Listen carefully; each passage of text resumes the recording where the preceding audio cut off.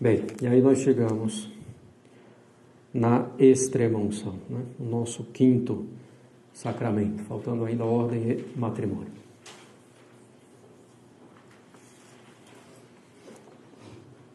Então, extrema-unção, que é o nome mais tradicional, embora hoje o nome mais comum seja unção dos enfermos, né?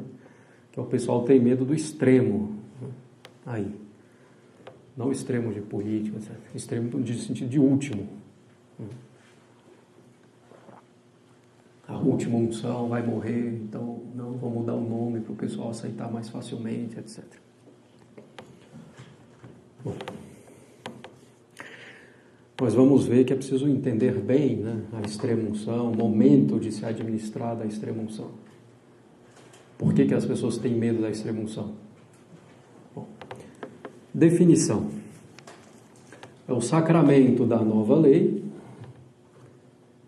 instituído por Cristo,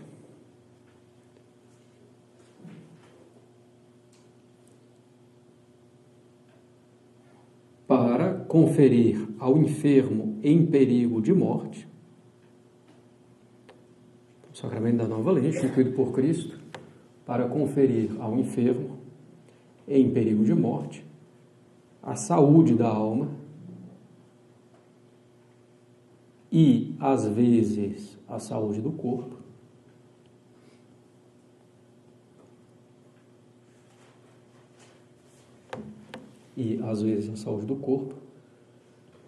em virtude da unção com óleo consagrado, que é o óleo dos enfermos, né? Em virtude da unção com óleo consagrado e da oração do sacerdote. Então, o sacramento da nova lei, instituído por Cristo, para conferir ao enfermo em perigo de morte a saúde da alma e, às vezes, a saúde do corpo, em virtude da unção com óleo consagrado e da oração do sacerdote. Nós vamos ver que a saúde do corpo é concedida em função do bem da alma. Se for para o bem da alma, então vai ser dada a saúde do corpo. Bem,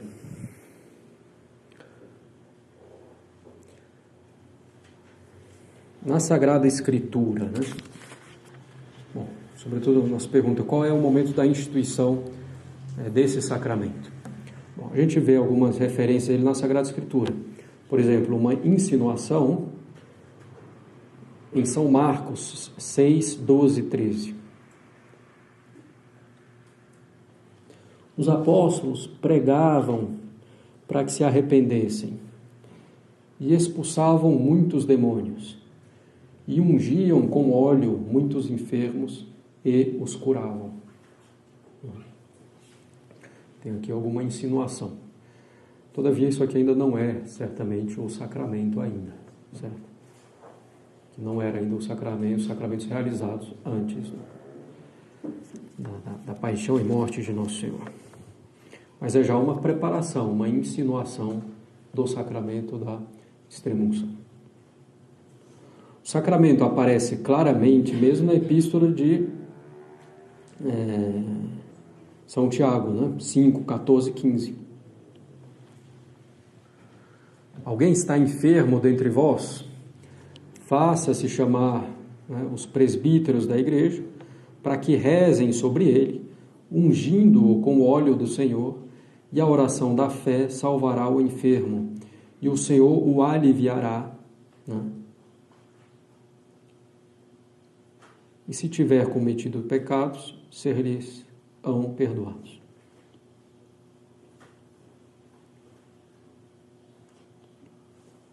Então, São Tiago 5, 14 e 15.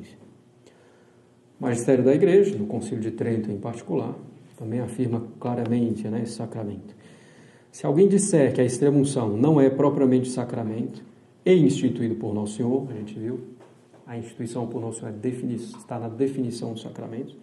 Então, se alguém disser que a extrema-unção não é propriamente sacramento e instituído por Nosso Senhor, promulgado pelo bem-aventurado apóstolo São Tiago, mas só um rito aceito pelos padres e uma invenção humana, seja anátema. Provavelmente foi instituído nos 40 dias entre a ressurreição e a ascensão, né? Esse período em que Nosso Senhor passou instruindo os apóstolos sobre as coisas do reino dos céus. E de fato é muito conveniente a existência desse sacramento. Cristo, que curou tantos enfermos ao longo de sua vida mortal, instituiu muito convenientemente um sacramento para ajudar os enfermos no seu trânsito para a eternidade, na sua passagem para a eternidade. Lembrando, os sacramentos acompanham toda a nossa vida. O batismo nos dá a graça da regeneração. A confirmação corrobora a graça do batismo, embora não seja a confirmação do batismo. Dá uma graça específica do soldado de Cristo. A Eucaristia alimenta essa graça, a penitência a restaura, a confissão. Então era muito conveniente que existe um sacramento para confortar o enfermo nos seus últimos momentos e prepará-lo para a vida eterna e para sustentar esse combate árduo da doença, no momento da doença. E no momento final, em que o demônio vai tentar ainda uma última vez levar a alma para o inferno.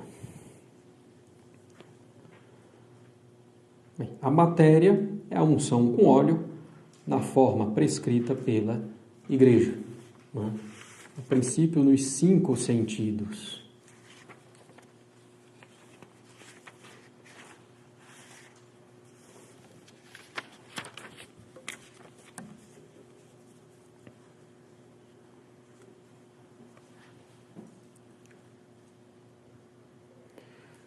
E a forma são as palavras que acompanham as unções. Em caso de necessidade, o padre pode fazer uma só unção, que em geral é na testa, seja pela urgência, seja pela impossibilidade de fazer nos outros membros.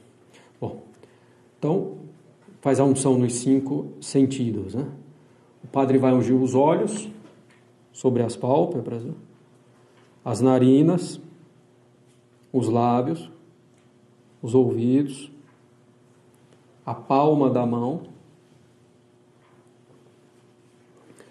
e o pé. A unção no pé pode ser omitida, se há algum motivo mesmo leve para isso. A gente falou, se houver algum impedimento para se fazer a unção nos 5 sentidos, faz simplesmente na testa, ou mesmo em outro lugar, se for o caso. Se for a extrema-unção para um padre, não faz a unção na palma, porque a palma da mão do padre já recebeu a unção na ordenação. Então faz aqui na parte de cima da mão.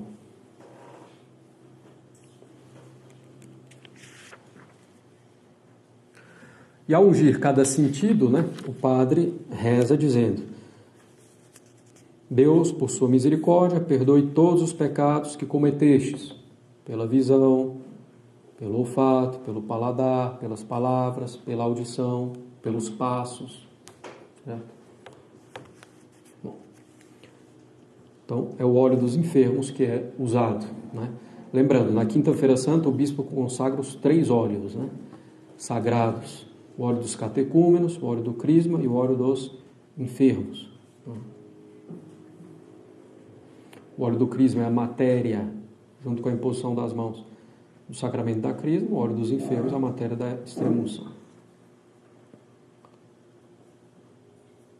A forma mesmo.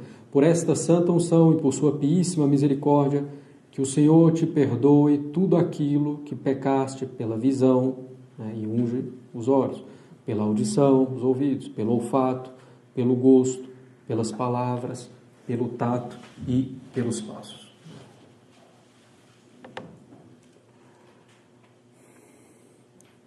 O que é muito bem feito, pela Igreja, com muita sabedoria, pela Igreja, Nosso Senhor Jesus Cristo, claro. A pessoa fazer o exame de consciência também, como tem usado todos esses sentidos, todas as faculdades que Deus nos deu, como temos usado. Somos mero depositários, de tudo que Deus nos deu e deveremos prestar contas disso tudo.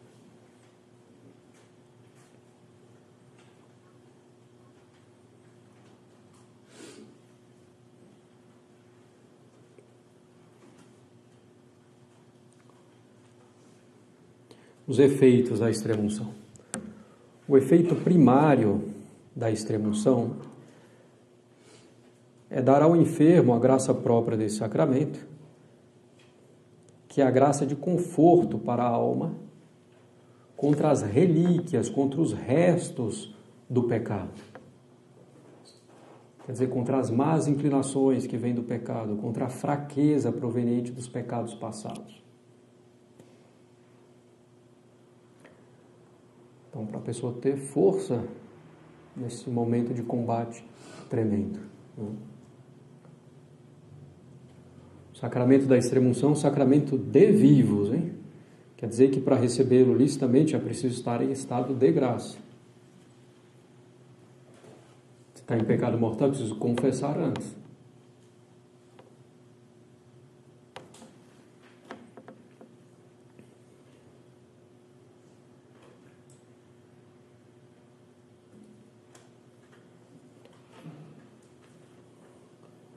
Efeitos secundários da extrema-unção.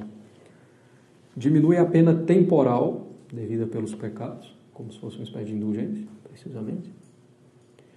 E dá a saúde do corpo, se convém, para a saúde espiritual do enfermo. A finalidade primária do sacramento não poderia ser diferente, é espiritual.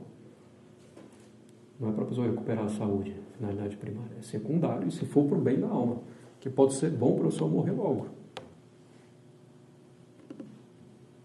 Está em estado de graça, então, e Deus sabendo que às vezes a pessoa recuperando a saúde vai se perder, é melhor morrer logo. Às vezes não convém, ou a pessoa não convém. Quem é o ministro da extrema-unção? Somente o padre. Quando ele fala o padre, ou quem está acima do padre, o bispo. Nenhum leigo, em nenhuma hipótese, pode administrar o sacramento da extrema-unção. Tá claro? Pode ser da pastoral de saúde, pode ser o que quiser.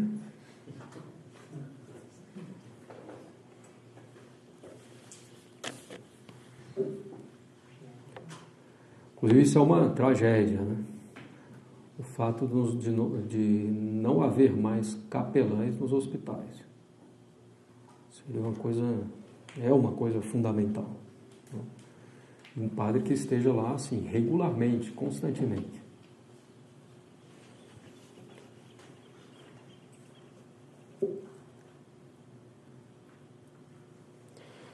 É um sacramento que vem em complemento ao sacramento da penitência, né? Que vai apagar os restos dos pecados já perdoados na penitência, justamente no sacramento da penitência.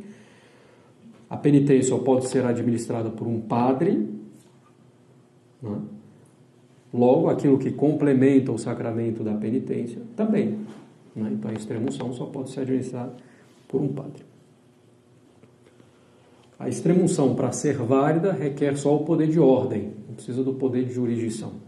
O poder de jurisdição é para ser lícito. Em caso de extrema necessidade, qualquer pessoa que tenha sido ordenada padre, qualquer homem que for ordenado padre, no caso de extrema necessidade, a pessoa está morrendo, foram lá, abandonou a batina e depois já se juntou com 20 mulheres, etc. Interessa, está um caso de extrema necessidade, ele pode dar extrema-unção, certo? Licitamente, a igreja inclusive pede que ele dê nesse caso extremo. A igreja dá a jurisdição nessa circunstância.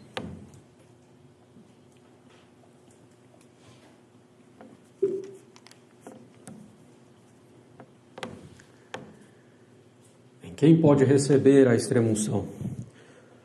A extrema-unção só pode ser dada ao batizado que, depois do uso da razão, se encontra em perigo de morte por causa de doença ou de velhice. A velhice é uma doença que não tem cura, né? Claro que não é qualquer velhice, é uma velhice que realmente já coloca a pessoa numa situação frágil, que se vê um risco para a vida da pessoa. Não pode ter pessoa com 70 anos que já está numa velhice que permite receber extrema-unção. Pode ser alguém que já tem 85 e que ainda está bem, né? Que não seja o caso de extrema-unção.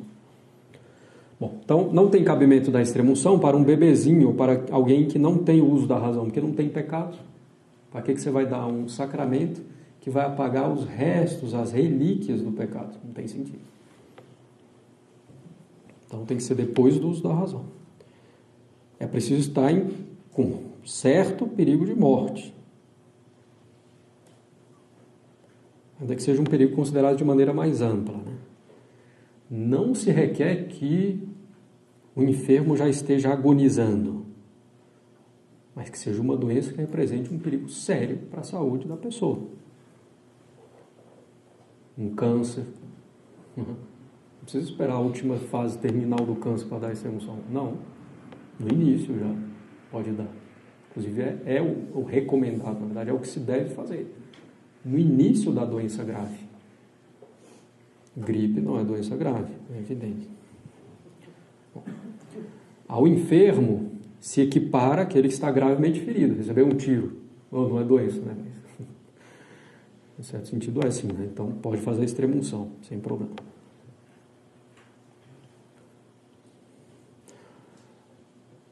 Agora, não pode dar extrema-unção em previsão de um perigo. Vai para a guerra o soldado, vamos dar extrema-unção antes? Não. A pessoa foi condenada à morte, pode dar extrema-unção antes? Não, posso dar logo depois, né? Ou quando já iniciou a execução. Lá, a pessoa vai ser enforcado, né? Fica ali agonizando e não dá para dar extrema-unção. Bom, a extrema-unção convém que seja dada no início de uma doença séria, né, que represente um perigo para a vida da pessoa.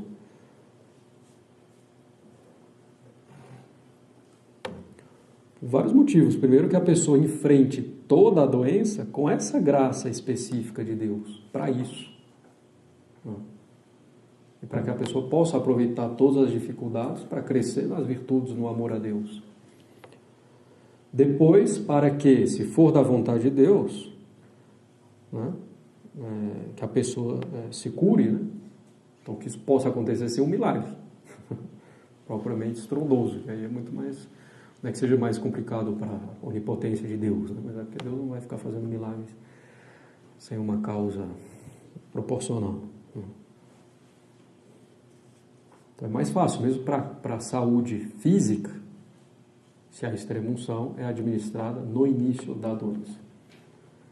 Vocês, então, quando tem parentes, etc., né, devem procurar chamar o padre no início da doença grave. Não lá na última circunstância, quando a pessoa já vai morrer amanhã e não sei o quê, aí precisa o padre de madrugada, aí correndo o risco de morrer também. Não, então, se precisar, chama, é evidente, a gente vai tranquilamente. Não tem risco de morrer. Bom, risco sempre tem, né, até aqui. Né? Bem, então, claro, se for o caso, é melhor chamar na última hora do que não chamar em momento nenhum. Mas ficar atento, né, para procurar chamar antes, certo? No início da doença grave.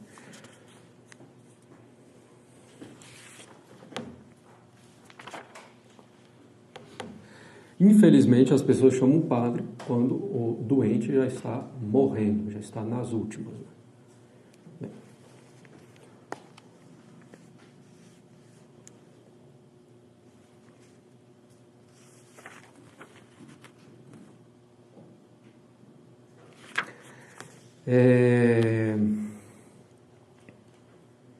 Inclusive é por isso que as pessoas ficam com medo, né? Medo bobo, né? Evidente, mas ficam com medo de chamar o padre para dar extrema-unção. Nossa, vai chamar o padre, vai morrer logo em seguida. Claro, você chama quando a pessoa está morrendo. O padre vai morrer logo em seguida. Não tem outra solução, né? Não ser um milagre. Não é normal, né, fazer um milagre. Então é óbvio que se o padre for e logo depois a pessoa morrer, é normal, porque é normal. Então, chamar o padre não acelera a morte da pessoa, né, a princípio. Mas, justamente, como chama no último instante, né, então, e a pessoa morre logo em seguida, o que é normal, então as pessoas ficam associando, vem um padre e vai morrer logo depois. Claro. Então, isso é bobagem, né, em primeiro lugar, mas depois é preciso chamar no início da doença de preferência. Se não chamou no início, chama no final também, não tem problema. Na mesma doença, só se recebe uma vez a extrema-unção, certo? A princípio. Claro que na dúvida, né, se é a mesma doença não é, se dá de novo a extrema-unção, né, ao menos sob condição. Como já falamos, aos idosos, né, a velhice, então aos idosos pode-se administrar a extrema-unção com algumas condições.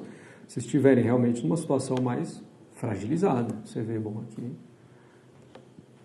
realmente está muito debilitado, já não dura mais tanto. Não é, chama todos os idosos, né, acima de 60, 65 anos da paróquia e vamos fazer extrema-unção para todo mundo. Não é assim que funciona.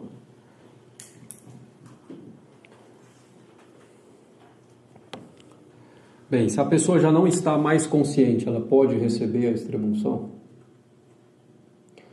Bom, aí tem várias hipóteses. Em todo caso, bom, tem várias hipóteses. Se a pessoa antes manifestou, né, gostaria de receber a extrema-unção, muito mais tranquilo, né? Sobretudo se se sabe que a pessoa confessou pouco tempo antes, etc.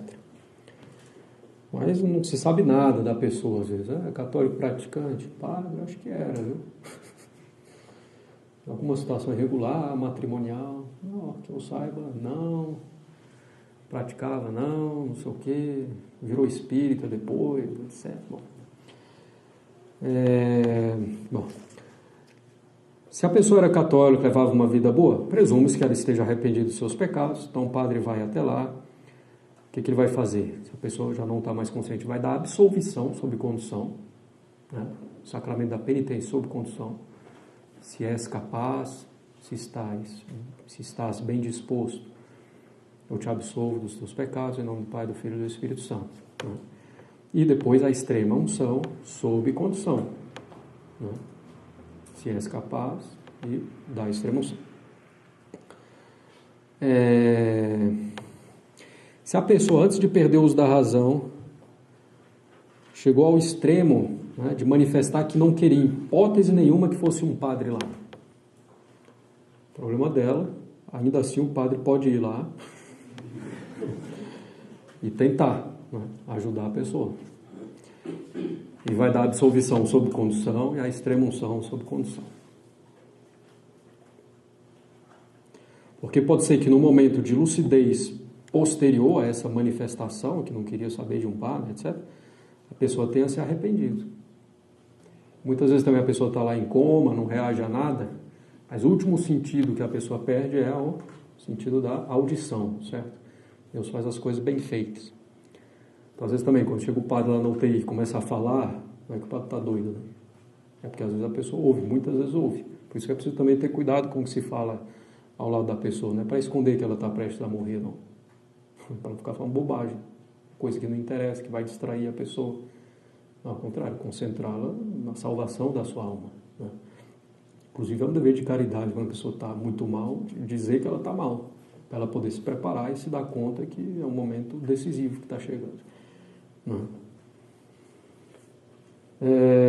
Então o padre vai lá, ainda que a pessoa tenha manifestado que não queria, né, ainda que ela tenha chegado a esse extremo, o padre vai lá e administra a absolvição e a extrema-unção sob condição.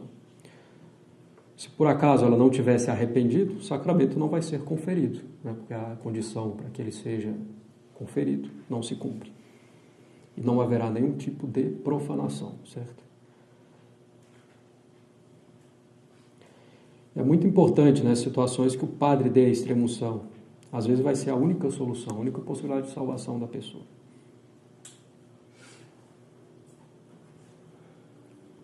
Inclusive porque é o seguinte, né? Ainda que a pessoa não esteja arrependida do pecado, o sacramento da extrema-unção vai ser administrado validamente, não vai ter o seu efeito. Se a pessoa no momento posterior se arrepender, fizer um ato de arrependimento, o sacramento da extrema-unção vai ter o seu efeito, né? E a pessoa vai receber a graça, vai ficar em estado de graça.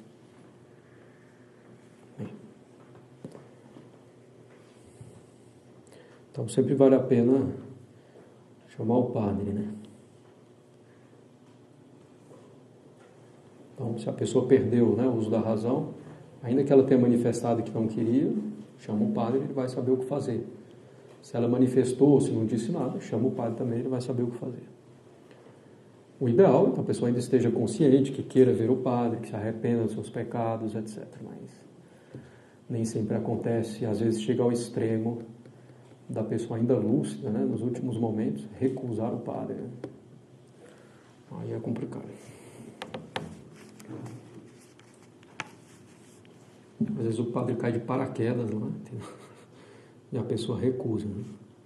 Então, claramente, a providência tentando ajudar e a pessoa recusa. Mistério de iniquidade. Bom, outra situação. Os médicos declararam que a pessoa está morta. Pode ainda fazer alguma coisa por ela? Pode. Bom, depende do tipo de morte, tá? Se for uma morte súbita, a pessoa do nada aí teve um mal súbito, um infarto, etc., um atropelamento, morte por arma de fogo, que seja, existe aí um tempo maior, né? Porque a alma não sai instantaneamente do corpo. Tem um tempo. Né? Inclusive pode ter perdido os sinais vitais, etc., mas a alma ainda está presente no corpo. Né? A gente vê que a alma não sai instantaneamente do corpo na própria doença, né? Que vai fragilizando a pessoa aos poucos, vai definhando, etc. Então, quando é uma morte repentina, né, se considera que ainda aí umas 3 horas, né, até 3 horas, até chegar até chegar à morte real. Então, entre essas 3 horas, né, de uma morte repentina, chama o padre. E o padre vai lá e vai dar absolução sob condição, extremunção sob condição. Certo?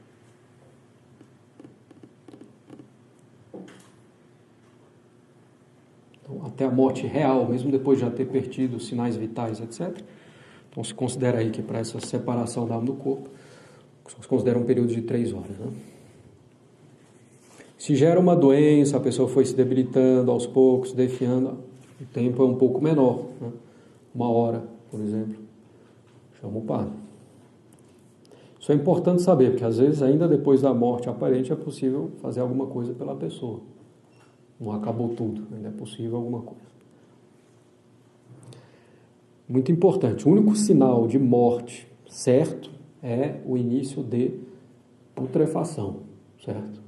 Quando começa a putrefação, aí a gente sabe que realmente a alma já não está mais lá. E depois disso, de fato, não há mais nada o que fazer pela salvação da alma. Né? No caso de morte cerebral não é propriamente morte. Se continua um membro, que não seja o cérebro, mas alguma coisa com vida, né? E agindo, algum membro, algum órgão, a pessoa está viva. Né? Inclusive, eu não sei se eu falei disso quando eu tratei dos mandamentos, não matar, da questão de doação de órgãos. Né? O que aconteceu? Né? Nos anos 60, eles mudaram o conceito de morte. Bom, agora não vou lembrar exatamente se foi em Harvard, alguma coisa assim. Mudaram o conceito de morte para essa morte cerebral. Bem, se um órgão para de funcionar, mas os outros continuam funcionando, não tem morte. Propriamente falando, né? Sobretudo, bom, que já teve até, com morte cerebral, o feto que continua a se desenvolver até chegar ao momento do parto, etc. Né? Então não existe aí propriamente morte, mas eles mudaram o conceito de morte para poder retirar órgãos ainda em estado de poderem ser transplantados. Na verdade, ao retirar esses órgãos, você está matando a pessoa. Né? Está uma situação bem complexa. Isso excetuando algumas possibilidades. Né? Por exemplo, o rim. Tem 2, dá para viver com 1, no princípio, sem problema. Então, poderia fazer a doação de um rim. Ou então órgãos que podem ser efetivamente doados depois da morte, propriamente dita, né? O que há é um pouco uma certa acomodação também, né, da comunidade científica. Muito mais fácil mudar o conceito de morte do que fazer pesquisas, né, para, tendo uma morte certa, ver como é que se poderia fazer um transplante e manter aquele órgão ainda em possibilidade, em condições de ser transplantado, etc. Uhum. Então é um problema aí sério. Bem, no caso de morte cerebral, como a gente mencionou, o último sentido que se pede é a audição, né? Então, o que o padre vai pisar para administrar a extrema-unção? Do sentido da audição da pessoa, para ela ouvir, para ela se arrepender dos seus pecados, etc. Então o padre vai fazer uma exortação para que a pessoa se arrependa, para que ela pense na misericórdia de Deus, que tenha confiança, né? Que a pessoa reze para Nossa Senhora. Assim a pessoa pode internamente fazer um ato de contrição, né?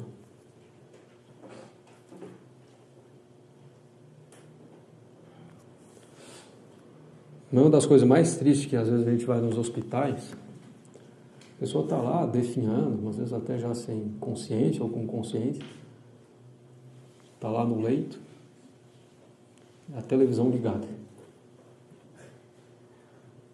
Haja paciência, a pessoa lá à beira da morte, à beira do juízo, à beira do céu, do inferno, televisão. Sei lá, Luciano Huck passando. Não, desligar isso, né, e rezar e fazer boas exortações, boas conversas, etc. Justamente, parece que a pessoa está lá em estado vegetativo, mas muitas vezes ouvindo, né? Ocasião de pecado, bobagem, etc. Então, existe essa possibilidade, né, da absolvição da extrema-unção depois da morte aparente. Existem ainda alguns momentos, né, para fazer alguma coisa. É importante também que os católicos, né, que trabalham em área da saúde, sobretudo UTI, etc., né, ou com pacientes já um pouco mais terminais, fiquem atentos, né, para procurar ver as necessidades das pessoas, se são católicos, se querem um padre, né, para receber os sacramentos. Então, para ajudar na salvação das almas, né? Então, que a gente se coloca à disposição para isso, né? Já também que os hospitais, infelizmente, não têm realmente um capelão. Então, a extrema-unção vai apagar os restos do pecado, vai fortalecer a alma contra as más inclinações dos pecados passados, vai perdoar a pena temporal, se for para o bem da alma, né, e da vontade de Deus, vai dar também a saúde do corpo. Então, isso brevemente para o sacramento da extrema-unção. Alguma dúvida, questão sobre ele? Sim. Só para... Então, se a pessoa está no leito de morte e só tem aqui restos de pecado, se ele recebe essa extrema-unção, se ele fosse, por exemplo, para o purgatório só por 100 anos, por exemplo, se ele recebe essa extrema-unção, ele apaga esse pecado e teria que fazer o purgatório? Essa é uma questão um pouco disputada, né? Se o sacramento da extrema-unção funcionaria como indulgência plenária ou não. Parece que o mais comum não, né? Sobretudo que depende também da disposição da pessoa, né? Tem que estar arrependida realmente de todos os pecados veniais, etc. Mas o resto, né, apagar a pena temporal é um efeito secundário. Quando a gente fala o resto do pecado, é a má inclinação, a má tendência, né, as lembranças, né, que podem levar a novos pecados. O resto é mais nesse sentido, não em primeiro lugar das penas temporais. Diga. Padre, se um padre estiver em estado de pecado mortal e for exercer algum sacramento, torna inválido ou algo assim? Não. Inválido nunca, né? O que torna inválido o sacramento é não ter a matéria, não ter a forma, ou falar uma forma ao ponto de mudar o sentido, né, da coisa. Se uma pessoa que não é o ministro do sacramento, em nenhuma hipótese, ou o padre não ter a intenção de fazer o que faz a igreja, como a gente falou lá no início dos sacramentos. Se o padre está em pecado mortal, não atinge nada a validade do sacramento, nem a sua eficácia como sacramento. O padre administrar um sacramento em pecado mortal é um pecado mortal para ele, certo? Um padre que reza a missa em pecado mortal, que confessa em pecado mortal, comete ele um pecado mortal. Alguma outra dúvida, questão? Fazemos aí a nossa pausa. Não sei se tem algum lanche aí.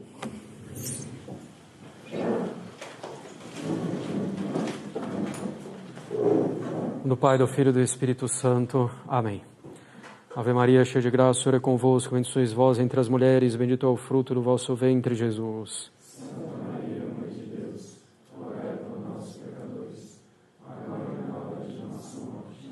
Menino Jesus de Praga, Nossa Senhora das Dores, São Pio V, São Pio X, do Pai, do Filho e do Espírito Santo. Amém.